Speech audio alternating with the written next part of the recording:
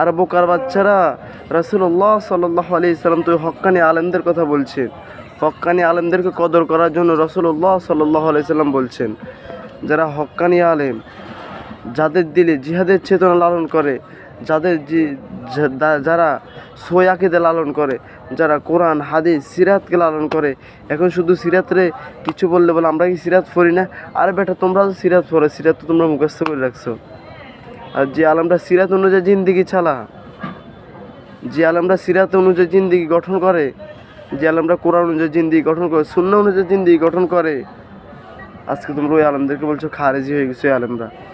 তো আমি অনতি বিলম্বে বলবো, আমার প্রিয় ভাইয়া, তোমাদেরকে অনেক সম্মানের সহিত বলতে চাই, তবে তোমরা তোমাদের বন্ডামি বন্ধ করো, নাহলে ইনশাআল্লাহ ওই জালিম যেভাবে গেছে, জালিম ফেরাউন হাসিনা যেভাবে তার সমস্ত কিছু ফাঁস হয়ে গেছে, ইনশাআল্লাহুল আজিজ তোমাদের এই সমস্ত কথা তোমাদের মাধ্যমে ফাঁস হয়ে যাবে, কোনো সন্দেহ নেই। আল্লাহ সুবহানাহু ওয়া তাআলার কাছে এই জন্য মাফ চাও।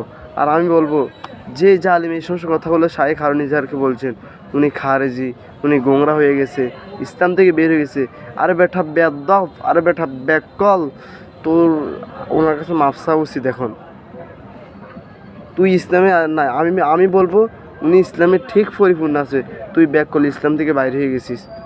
তুই একজন আলেমের ব্যাপারে, একজন হক্কানি আলেমের ব্যাপারে তুই না জানি খারাপ ধারণা এসব। আল্লাহ তাআলা তোকে হেদায়েত দান করুক। সুবহানাল্লাহি ওয়া বিহামদিহি।